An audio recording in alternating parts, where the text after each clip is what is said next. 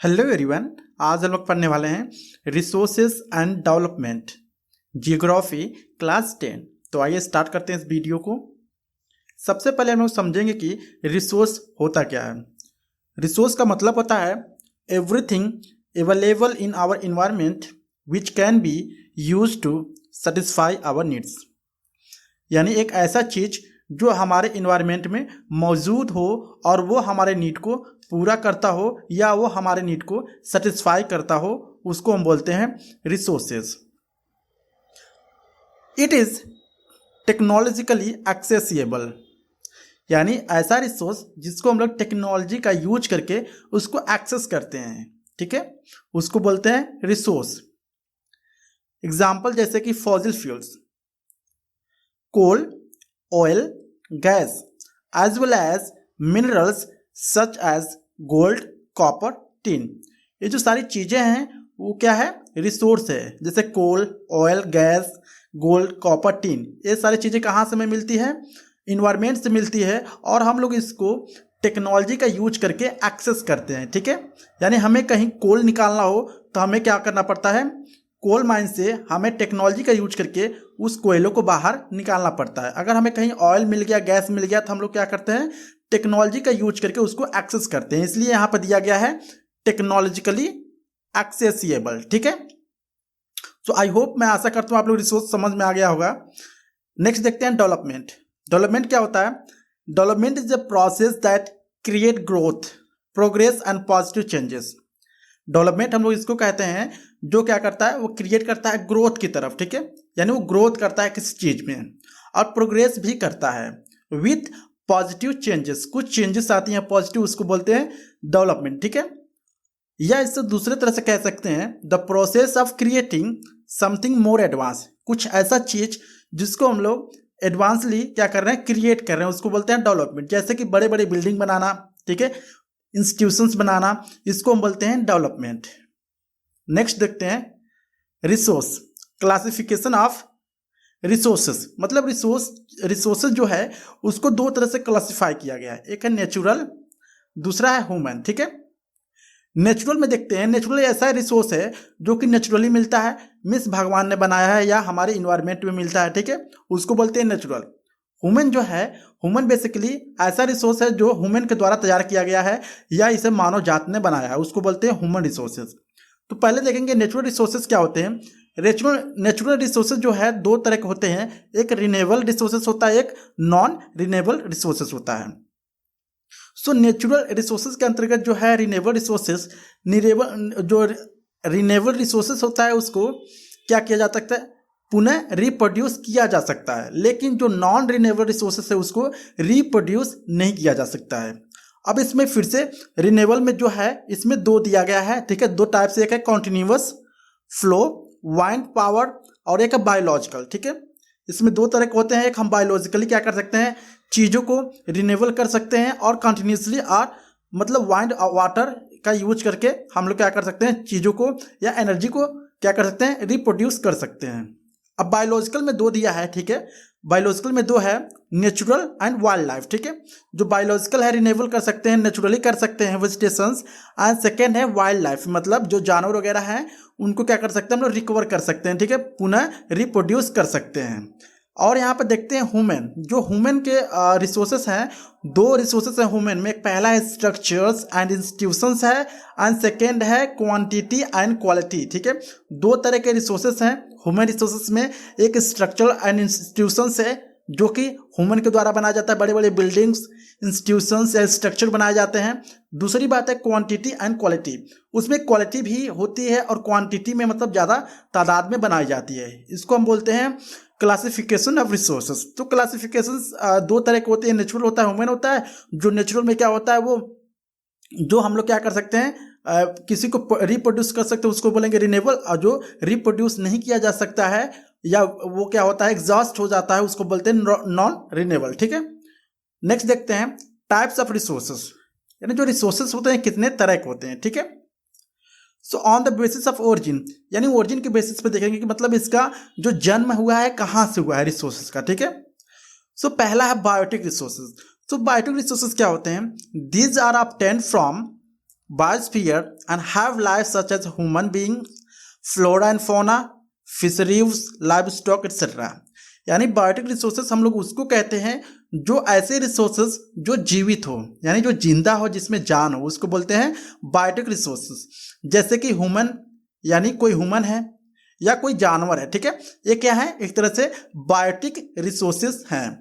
Next देखते हैं abiotic resources. Second है abiotic resources, all those things which are composed from non living things are called abiotic resources. यानी एक ऐसा चीज, ठीक है, जिसमें जान नहीं होती है, एक ऐसा रिसोर्स जिसमें जान नहीं होती है, उसको बोलते हैं अबायोटिक रिसोर्सेस। एग्जाम्पल है इसका रॉक्स एंड मेटल्स, जैसे पहाड़ वगैरह है उसमें जान तो नहीं होती है, ठीक है, वो क्या है, अबायोटिक रिसोर्सेस है। एंड मेटल्स, जो लोहे वगैरह होते हैं, मेटल्स होते हैं, उसमें भी जान नहीं होती है, तो इस तरह से हम लोग इसको कहेंगे अबायोटिक रिसोर्सेस। नेक्स्ट है on the basis of exhaustibility. पहले हम लोग समझेंगे एग्जॉस्टिबिलिटी होती क्या है। एक ऐसा चीज जिसको हम लोग यूज करते हैं और वो आखिर में या आने वाले फ्यूचर में खत्म हो जाती है, उसको बोलते हैं एग्जॉस्टिबिलिटी। सो पहला इसमें रिन्यूएबल रिसोर्सेस। रिन्यूएबल रिसोर्सेस क्या होते हैं, the resources which can be renewed और रिप्रोड्यूस। यानी एक ऐसा रिसोर्स या स्रोत जिसको हम लोग फिर से रिप्रोड्यूस कर सकें या रिन्यूव्ड कर सकें, उसको बोलते हैं रिन्यूएबल रिसोर्सेस। अब किस तरह कर सकते हैं इसको, बाय फिजिकली या फिजिकल, केमिकल और मैकेनिकल प्रोसेस। यानी फिजिकल का यूज करके या केमिकल का यूज करके या मैकेनिकल प्रोसेस का यूज करके इस रिसोर्स को क्या कर सके, पुनः प्राप्त कर सके, ठीक है, पुनः प्राप्त कर सके या पुनः रिप्रोड्यूस कर सके, इसको बोलते हैं रिन्यूएबल रिसोर्सेस, ठीक है। एग्जाम्पल है जैसे solar and wild energy and water, forest and wild life, ये जो सारी चीजें हैं क्या है, रिन्यूएबल रिसोर्सेस हैं। नेक्स्ट है non renewable resources. Non renewable resources क्या होती हैं, this occur over a very long geological times. यानी ये जो नॉन रिन्यूएबल रिसोर्सेस होती हैं वो लाखों साल लेती है अपने आप को तैयार करने में या अपने आप को बनने में, ठीक है। जैसे minerals and fossil fuels are the example of such resources. जो मिनरल्स हैं मीन्स गोल्ड है, ठीक है, टीन है, कॉपर है, और जो फॉसिल फ्यूल्स हैं जैसे कोल, पेट्रोल, गैस, ठीक है, ये जो सारी चीजें हैं वो क्या है, लाखों साल लेती हैं अपने आप को तैयार करने में या जमीन के नीचे बनने में। So some like fossil fuels can not be recycled and get exhausted with their use. जो हम लोग जानते हैं फॉसिल फ्यूल्स है मीन्स जो कोल है, पेट्रोल है, गैस है, ठीक है, अगर हम लोग उसको एक बार यूज कर लेते हैं तो उसको पुनः रिप्रोड्यूस नहीं किया जा सकता। यह क्या होता है, उसी समय वो समाप्त हो जाता है, ठीक है, उसको बोलते हैं नॉन रिन्यूएबल रिसोर्सेस। या नॉन रिन्यूएबल रिसोर्सेस को इस तरह कह सकते हैं कि ऐसा रिसोर्सेस जिसको हम लोग यूज करते हैं, ठीक है, और वो आने वाले फ्यूचर में खत्म हो जाए या खत्म हो सकती है, उसको बोलते हैं नॉन रिन्यूएबल रिसोर्सेज। या उसको आने वाले फ्यूचर में खत्म हो जाएगी तो हम लोग उसको दोबारा नहीं बना सकते या रिप्रोड्यूस नहीं कर सकते, उसको बोलते हैं नॉन रिन्यूएबल रिसोर्सेज। नेक्स्ट है on the basis of ownership, यानी मालिकाना हक, ठीक है, यानी जो ऑनरशिप के तौर पर क्या क्या चीजें डिवाइड की गई, जैसे कि इंडिविजुअल रिसोर्सेज। इंडिविजुअल रिसोर्सेज क्या होती हैं, these are also owned privately by individuals। Individuals resources ये ऐसा होता है जो कि एक प्राइवेटली इसको चलाया जाता है, ठीक है, प्राइवेट संस्था या प्राइवेट होता है, उसको बोलते हैं हम लोग इंडिविजुअल रिसोर्सेस। जैसे कि money farmers our own lands, यानी कुछ ऐसे भी किसान हैं जिनके पास क्या है, ढेर सारी खेत है, अपनी खुद की खेत है, ठीक है, which is allotted by them to by the government, ठीक है, जो कि गवर्नमेंट के द्वारा फार्मर्स को दिया गया है, ठीक है। In village there peoples with lands ownership but there are many who are landless, ठीक है, यानी गांव में क्या होता है, कुछ ऐसे भी किसान आपको मिलेंगे जिनके पास बहुत ज़्यादा धन या जायदाद है या बहुत सारा खेत है, बट कुछ ऐसे भी किसान उस विलेज में मिलेंगे जिनके पास खेत ही नहीं है, ठीक है, तो वो क्या है, एक तरह से इंडिविजुअल रिसोर्सेस है। लाइक किसी के पास अपना खुद का बहुत ज़्यादा खेत है बट किसी के पास अपना खुद का मतलब खेत नहीं है, जैसे कि plantations, pasture land, ponds, water in wells, etc. are the some example of the resources ownership by the individuals. कुछ ऐसे रिसोर्सेस हैं जो इसके खुद के मालिक हैं, एक प्राइवेटली इसको रन किया जाता है, ठीक है, इसको बोलते हैं इंडिविजुअल रिसोर्सेज। नेक्स्ट है community owned resources. Community owned resources का मतलब होता है कि एक ऐसा रिसोर्सेस जहां पर ढेर सारे लोग का हक है या ढेर सारे लोगों का हक होता है, उसको बोलते हैं कम्युनिटी ओन्ड रिसोर्सेज। जैसे कि there are resources which are accessible to all the members of the community, ठीक है, यानी एक ऐसा रिसोर्स जो ढेर सारे मेंबर्स के जो कम्युनिटी है वो क्या कर सके, उसको एक्सेस कर सके, उसको बोलते हैं कम्युनिटी ओन्ड रिसोर्सेज, ठीक है। विलेज कॉमन्स जैसे कि grazing grounds, burial grounds, village ponds etcetera. जैसे ग्रेजिंग ग्राउंड्स क्या होता है, जहाँ पे जो जमीन होती है उसको बंजर होता है, मतलब वैसे छोड़ दिया जाता है, और जहाँ पर जमीन स्थित होती है अगर वहाँ पर गांव वगैरह है तो जो गांव के लोग होते हैं पूरे गांव के लोगों का उस पर हक होता है। अगर वो चाहें गांव वाले तो पूरी तरह से बराबर बराबर हिस्से में बांटकर वो अपने आप में ले सकते हैं। वहाँ पर किसी एक का प्राइवेटली इंडिविजुअल हक नहीं होता है, यहाँ पर क्या होता है पूरे गांव का हक होता है। जैसे कि कोई पोखरा वगैरह होता है पूरे गांव वगैरह में आप देखते होंगे, और वहाँ पर क्या होता है उन लोगों का मतलब पूरे गांव का हक होता है, ठीक है, और जहाँ उसकी मछलियाँ होती है उस पोखरे की वो सारे गाँव के लोग खाते हैं, गाँव के लोग क्या करते हैं मिलकर वहाँ पर मछली पालन करते हैं। ये जो सारी चीज़ें हैं, ठीक है, एक ऐसा रिसोर्स जहाँ पर ढेर सारे लोगों का हक हो उसको बोलते हैं कम्युनिटी ऑन रिसोर्सेज, ठीक है। जैसे अगर हम लोग बात करें शहर के बारे में, ठीक है, अर्बन एरियाज के बारे में, सो पब्लिक पार्क्स जो होता है, पब्लिक पार्क जो आप जानते होंगे वो किसी एक का नहीं होता है, ठीक है, वो क्या होता है पूरे कम्युनिटी का होता है, मतलब ढेर सारे लोग उसमें इन्वॉल्व होते हैं, जितने भी एरिया के लोग होते हैं उस पार्क में जाते हैं, ठीक है।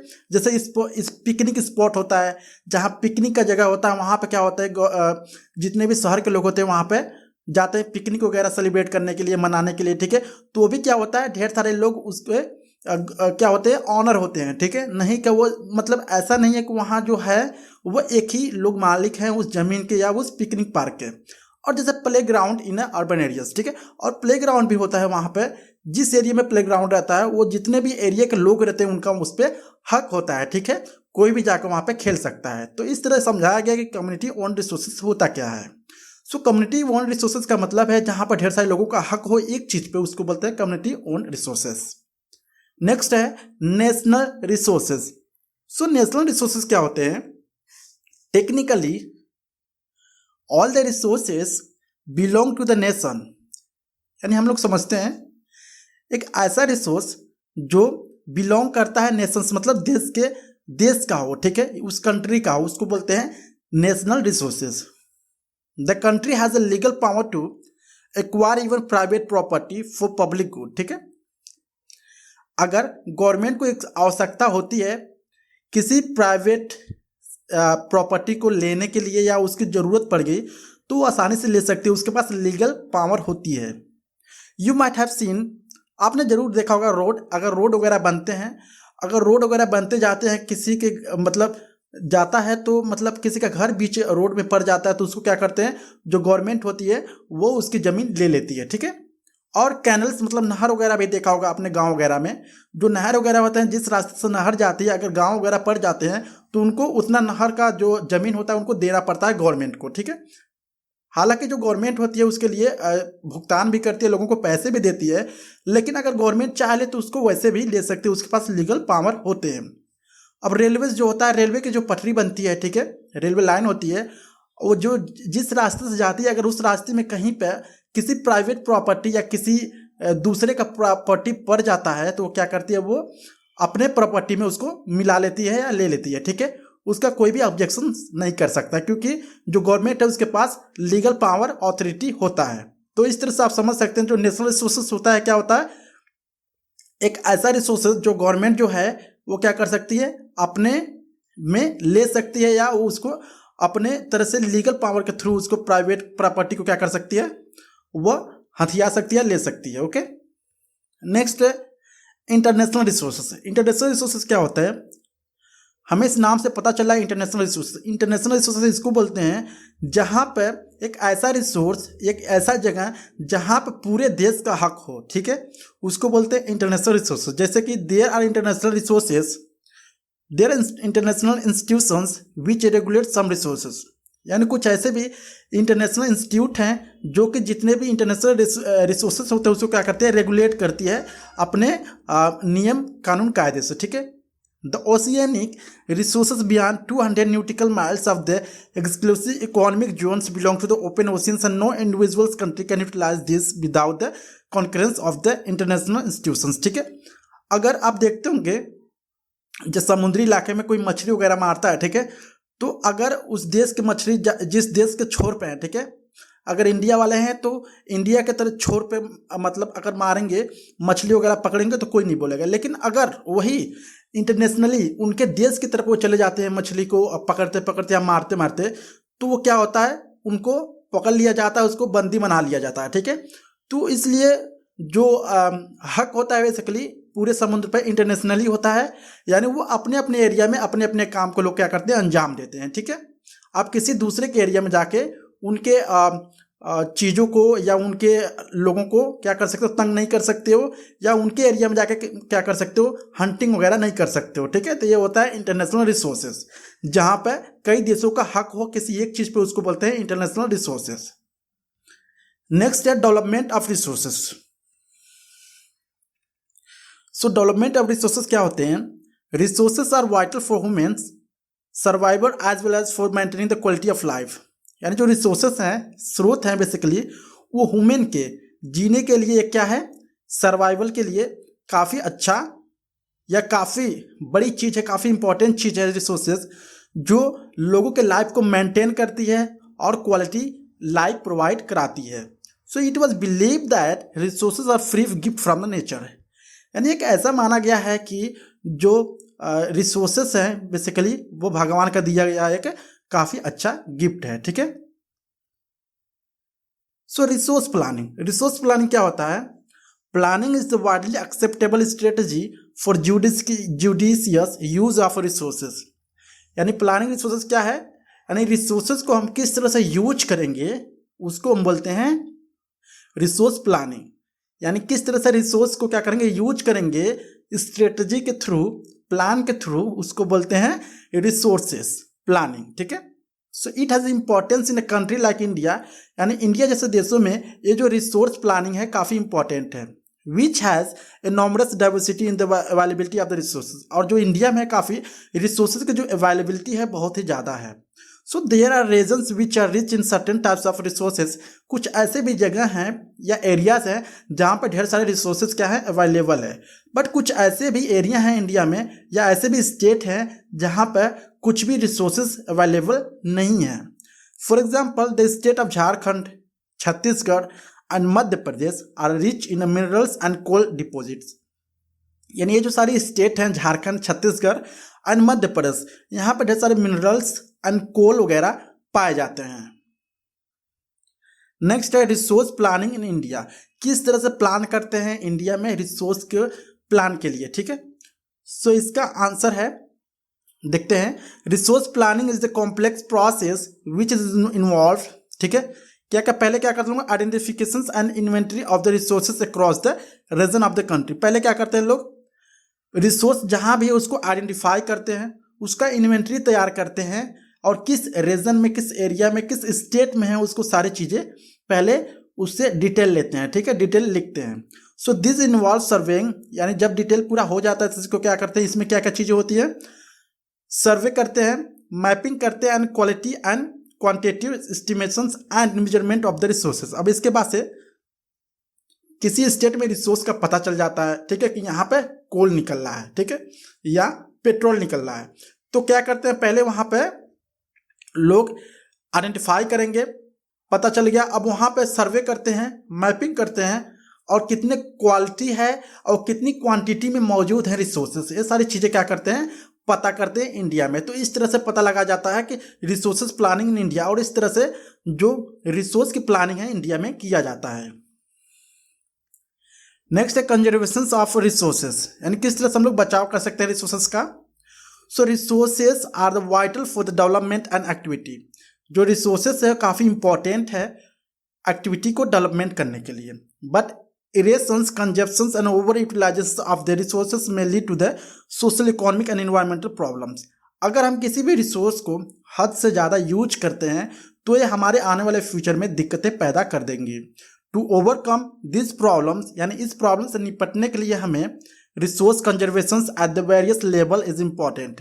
इसलिए अगर हम क्या करते हैं, किसी भी रिसोर्स को ज़्यादातर यूज करते हैं तो आने वाले फ्यूचर में वो खत्म हो जाएगी. तो इस तरह के जो प्रॉब्लम ना आए तो हम लोग क्या कर सकते हैं, हम लोग रिसोर्स कंजर्वेशन कर सकते हैं वेरियस लेवल पे. ये काफ़ी इंपॉर्टेंट होता है. नेक्स्ट है लैंड रिसोर्सेस. लैंड रिसोर्सेस क्या होता है, वी लिव ऑन लैंड. हम लोग क्या कहाँ रहते हैं, हम लोग जमीन पे रहते हैं, लैंड पे रहते हैं. We perform our economy activities on land. ठीक है, हम लोग जितनी भी चीज़ें करते हैं कहाँ करते हैं, जमीन पे करते हैं. ठीक है, and we use it different way. और हम लोग जमीन को कई तरीके से यूज करते हैं. ठीक है, दस land is the natural resources of utmost importance. ठीक है, यानी जो जमीन है वो काफ़ी नेचुरल रिसोर्सेज में क्या है, काफ़ी इंपॉर्टेंट है एटमोस्ट. ठीक है, it support natural vegetations, wild life, human life. ये क्या सपोर्ट करती है, इस पे नेचुरल वेजिटेशंस भी होते हैं, जीव जंतु भी रहते हैं, मानव भी रहते हैं जमीन पर. ठीक है, इकोनॉमिक एक्टिविटीज़ भी, जितनी भी सारी चीज़ें होती है क्या होती है, जमीन पर होती है. ट्रांसपोर्ट भी जमीन पर होती है, कम्युनिकेशन सिस्टम भी जमीन पर ही होता है. ठीक है, तो जो ये क्या बता रहा है कि लैंड के जो रिसोर्सेस हैं उस सारी चीज़ों के बारे में बता रहा है कि हम लोग लैंड का किस तरह यूज करते हैं. जैसे हम लोग देख सकते हैं यहाँ पर कि 43% जो है पूरी जमीन पर क्या है, प्लेन है. ठीक है, जो 43% जो जमीन है हमारी प्लेन है. ठीक है, अब इसके बाद से जो 30% बचता है यहाँ पर, 30% जो है वो क्या है, माउंटेन है. मीन्स पहाड़ वगैरह है, वहाँ पर कोई भी डेवलपमेंट काम नहीं की जा सकती है. और जो बचा कुचा 27% है वो क्या है, प्लेट्यू है, मीन्स पठार है. ठीक है, तो हमारे पास जो पूरी अच्छी तरीके से ज़मीन है वो 43% ही है. तो हम लोग इसको क्या कर सकते हैं, डिफरेंट तरह से यूटिलाइज कर सकते हैं, ट्रांसपोर्ट के लिए, कम्युनिकेशंस के लिए, ह्यूमन लाइफ के लिए, वाइल्ड लाइफ के लिए. ठीक है, तो हम लोग 43% ही ज़मीन को अच्छी तरीके से यूज कर पाते हैं क्योंकि ये क्या है, काफ़ी प्लेन है और रहने योग्य है. लैंड यूटिलाइजेशन मतलब हम लोग ज़मीन का किस तरह से उपयोग करेंगे. पहला फॉरेस्ट, या तो पेड़ पौधे लगा सकते हैं. दूसरी बात है लैंड नॉट अवेलेबल फॉर कल्टीन्यूअस. कुछ ऐसे भी ज़मीन होती हैं वो फसल के लिए उपयोगी नहीं होता है. ठीक है, तो उस पर हम लोग कुछ दूसरा काम करते हैं. बैरन एंड वेस्ट लैंड होता है. ठीक है, land put in the non agriculture uses, यानी कुछ ऐसे भी ज़मीन हम नॉन एग्रीकल्चर के तौर पे भी यूज कर सकते हैं, जैसे कि बिल्डिंग बना सकते हैं, वहाँ पर रोड्स बना सकते हैं, फैक्ट्रीज बना सकते हैं. ठीक है, और other uncultivated lands excluding followed. ये जो सारी चीज़ें हम लोग इस तरह से क्या कर सकते हैं, ज़मीन का यूज कर सकते हैं. ठीक है, बिल्डिंग वगैरह बना सकते हैं, रोड्स बना सकते हैं, फैक्ट्रीज बना सकते हैं. ठीक है, और हम लोग क्या कर सकते हैं, फसल वगैरह उगा सकते हैं, पेड़ पौधे लगा सकते हैं. सारी चीज़ें हम लोग कर सकते हैं लैंड का यूज करके. So land use pattern in India, मतलब किस तरह से इंडिया में ज़मीन का यूज होता है. आंसर इसका, the use land is determined both by the physical factors such as topography, climate, soil types as well as human factors such as population density, technological capability and cultures and traditions etcetera. ठीक है, यानी जो India में जो ज़मीन का उपयोग है बेसिकली ढेर सारे चीज़ों को तौर तरीके से देखकर किया जाता है. जैसे कि वहाँ पे फिजिकल फैक्टर भी देखते हैं, टोपोग्राफी देखते हैं, क्लाइमेट, वहाँ के वातावरण कैसा रहता है. ठीक है, जहाँ पे ज़मीन है, और वहाँ की जो मिट्टी है वो किस तरह की है. ठीक है, और वहाँ के पॉपुलेशंस किस तरह के हैं, डेंसिटी क्या है, टेक्नोलॉजिकली मतलब कैपेबिलिटी कितना है, वहाँ पर टेक्नोलॉजी यूज हो सकता है कि नहीं हो सकता है. ठीक है, कल्चरल्स एंड ट्रेडिशंस, ये सारी चीज़ें देखकर क्या होता है, इंडिया का वहाँ पर रहने के लिए डिसाइड करते हैं लोग.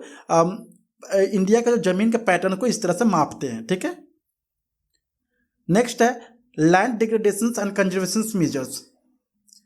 सो we have share our lands with the past generations and we will have to do so with the future generations. ठीक है, हम लोग क्या करते हैं, अपने ज़मीनों को क्या करते हैं, शेयर करते हैं दूसरों के बीच में, और हम लोग फ्यूचर में भी दूसरे जनरेशंस को क्या करेंगे, शेयर करेंगे. 95% of our basic needs for food, shelters and clothes obtained from the land. हम लोग जानते हैं जो 95% है. ठीक है, वो हमारी जो बेसिक चीज़ है, जैसे खाना है. ठीक है, वेजिटेशन से, शेल्टर से, क्लॉथिंग है, कपड़े वगैरह, ये कहाँ से होते हैं हमारे, ये हमें उपयोग हम लोग कहाँ से प्राप्त करते हैं, लैंड यानी जमीन से ही प्राप्त करते हैं. Soil as a resources. So soil is the most important renewable natural resources. जो मिट्टी होती है, ठीक है, वो काफ़ी रिन्यूएबल नेचुरल रिसोर्सेज है, हमारे लिए काफ़ी इंपॉर्टेंट है। It is a medium to plant growth and support different types of living organism on the earth. यानी जो सॉइल मिट्टी है वो क्या करती है, सपोर्ट करती है पौधों को बड़ा होने में, और जब पौधे बड़ा होती है तो हमें क्या करती है, वो हमें भोजन देती है और हमारे जो लिविंग सिस्टम को बढ़ावा देती है, और इसको पौधे को या पौधे से अनाज जो होता है हम लोग उसको खाकर जीवित रहते हैं। तो जो सॉइल है, मीन्स मिट्टी है, वो काफ़ी योगदान देती है, काफ़ी इंपॉर्टेंट है हमारे जीवन में। यहाँ पे है क्लासिफिकेशन ऑफ सॉइल, यानी जो मिट्टी को किस तरह से बांटा गया है। अलुवाइल सॉइल्स क्या होता है, पहला देखते हैं। This is the most widely spread and important soil. ये क्या है, काफ़ी widely spread and important soil. ये क्या है, काफ़ी दूर तक इस मिट्टी को पाया जाता है और काफ़ी इंपॉर्टेंट सॉइल भी है। In fact the entire northern plain, यानी इंटायर जो नॉर्थर्न प्लेन्स है, are made of alluvial soils. ठीक है, जो नॉर्थर्न प्लेन है क्या है, अलुवाइल सॉइल से बना हुआ है। This have been deposited by 3 important Himalaya river system, Indus and the Ganga and the Brahmaputra. ये जो बना हुआ है, ठीक है, किससे बना हुआ है, हिमालय रिवर सिस्टम से, एंड गंगा और ब्रह्मपुत्र के चलते बना हुआ है अलुवाइल सॉइल्स। ठीक है, जो काफ़ी इंपॉर्टेंट है। ब्लैक सॉइल का क्या होता है, so this soils are black in colour, यानी इस जो मिट्टी की जो कलर होती है वो क्या होती है, ब्लैक होती है। And are also known as the regur soils, इसको रेगुड सॉइल के नाम से भी जाना जाता है। So black soil is the ideal for growing cotton and is also known as the black cotton soils. और जो ब्लैक सॉइल है, ब्लैक मिट्टी होती है, काली मिट्टी होती है, इसको कॉटन को उगाने के लिए यूज किया जाता है। ठीक है, इसको ब्लैक कॉटन मिट्टी के नाम से भी जाना जाता है। नेक्स्ट है red and yellow soils. Red and yellow soil क्या होता है, red soil develop on crystalline igneous rocks in areas of the lower and fall in the eastern and the southern parts of the Decian plateau। ठीक है, जो red soil है क्या होता है, वो काफ़ी क्रिस्टलाइन होता है। ठीक है, और बारिश ना होने के कारण क्या होता है, मिट्टी जो होती है काफ़ी कठोर हो जाती है। ठीक है, ये जो होता है पाया जाता है southern parts of the Deccan plateau में पाया जाता है। जो yellow and red soils are also found in the part of Orissa and Chhattisgarh. जो येलो और रेड सॉइल है वो उड़ीसा के कुछ पार्ट में पाया जाता है और छत्तीसगढ़ के कुछ पार्ट में पाए जाते हैं। ये क्या है, लैटेराइट सॉइल। लैटेराइट सॉइल क्या होता है, laterites has been derived from the Latin words. ये लैटेराइट जो है लैटिन वर्ड से लिया गया है। इसका मतलब होता है लैटर, मतलब बाद में, which means brick. The laterite soils develop under tropological and sub tropological climate with alternate wet and dry seasons. ये जो मिट्टी है किससे बनती है, कुछ ऐसे भी वातावरण होते हैं, कभी ज़्यादा बारिश होती है वो गीला हो जाती है मिट्टी, कभी बारिश नहीं होती है सूखा हो जाती है। तो ये दोनों मौसम जो होता है मिल के क्या बनाता है, लैटेराइट सॉइल बनाता है। ठीक है, एरिड सॉइल। एरिड सॉइल क्या होता है, arid soil range from the red to brown in colour. ठीक है, वो क्या होता है, रेड टू ब्राउन कलर में होता है। And they are generally sandy in texture. ये क्या होता है, सैंडी होते हैं, मीन्स ये बलुई मिट्टी होती है, इसमें रेत वगैरह मिक्स होती है। And saline in the nature. Next है soil erosion and soil conservation.